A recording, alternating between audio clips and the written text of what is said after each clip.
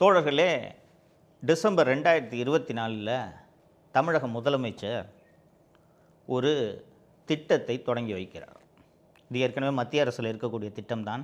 நமஸ்தே என்று அந்த திட்டத்திற்கு பெயர். தமிழகத்தில் அண்ணல் அம்பேத்கர் தொழில் முனைவோர் திட்டம் என்று ஒரு திட்டத்தை தொடங்கி வைக்கிறார். ரொம்ப நல்ல திட்டங்க அது.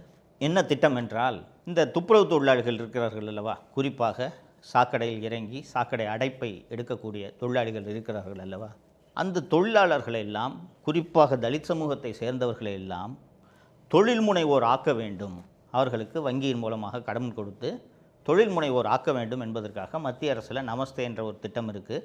அந்த திட்டத்தை அண்ணல் அம்பேத்கர் தொழில் முனைவோர் திட்டம் என்று மாற்றி தமிழக அரசு செயல்படுத்தியது. இந்த திட்டத்தை முன்னின்று செயல்படுத்தியவர் யார் என்று கேட்டீர்கள் என்றால், தமிழ்நாடு காங்கிரஸ் கமிட்டியின் தலைவராக இருக்கக்கூடிய திரு செல்வ பெருந்தகை.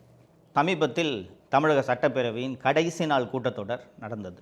அந்த கடைசி நாள் கூட்டத்தொடரில் திரு செல்வ பெருந்தகை அவர்கள் பேசும்போது, திரு மு.க. ஸ்டாலின் போன்ற ஒரு முதல்வர் ஆட்சி செய்யும் காலத்தில் நாம் வாழ்வதற்கு புண்ணியம் செய்திருக்க வேண்டும் என்று பேசினார். திமுக எம்எல்ஏ கூட அவன் இந்த மாதிரி பேசலை.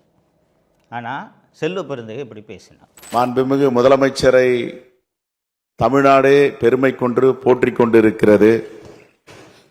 வரலாறு காணாத திட்டங்கள், மக்கள் கண்டிராத உதவிகள், அது சமூக நல உதவியாகட்டும், மக்களுடைய ஏற்றத்திற்கான திட்டங்களாகட்டும், இதுவரை தமிழ்நாடு கண்டிராத பல அதிசயங்களை மாண்புமிகு முதலமைச்சர் தமிழ்நாட்டு மக்களுக்கு கொடுத்திருக்கிறார்.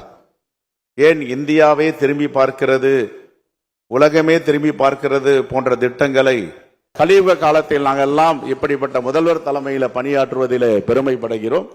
ஸோ இந்த அளவுக்கு செல்வ பெருந்தகை, இன்னொரு கட்சி தலைவராக இருக்கக்கூடிய செல்வ பெருந்தகை ஏன் திமுக அரசை, திமுகவை இப்படி புகழ வேண்டும் அப்படின்னு உங்களுக்கு தோணும். அதுக்கான விளக்கம் தான் நான் இப்போ இந்த திட்டத்தில் என்ன நடந்திருக்குன்றதை சொல்ல போகிறது. இந்த திட்டம் தொழில் முனைவோர் திட்டம், அண்ணல் அம்பேத்கர் தொழில் முனைவோர் திட்டம்னு சொன்னேன். இந்த திட்டத்தின்படி துப்புரவு தொழிலில் ஈடுபடும் நேரத்தில், குறிப்பாக இந்த சாக்கடையில் இறங்கி கிளீன் பண்ணும்போது இறந்து போகிறார்கள் அல்லவா, அவர்களின் வாரிசுகள், தற்காலிக துப்புரவு தொழிலாளிகளாக இருப்பவர்கள் தலித்துகள், இதுதான் கேட்டகரி. இந்த கேட்டகரியில் இருக்கவங்களை தேர்ந்தெடுத்து அவர்களுக்கு வங்கியிலிருந்து கடன் வாங்கி தருவது. எதற்காக கடன் என்று கேட்டீர்கள் என்றால், சாலையில் நீங்கள் போகும்போது பார்த்துருப்பீங்க, அந்த ட்ரைனேஜ் மேனுவல் இருக்கும் இல்லைங்களா, ட்ரைனேஜ் ஹோல் இருக்கும் இல்லைங்களா, அந்த ஹோலுக்கு மேலே ஒரு வண்டியை நிப்பாட்டி அந்த வண்டி அதை உள்ளே இருக்கக்கூடிய அந்த அடைப்பை எடுக்கும். இது இந்த வாகனம், துப்புரவு வாகனம். இந்த வாகனத்தை சென்னை குடிநீர் மற்றும் கழிவுநீர் அகற்று வாரியம் சொந்தமாகவும் வைத்திருக்கிறது, வாடகைக்கும் எடுத்து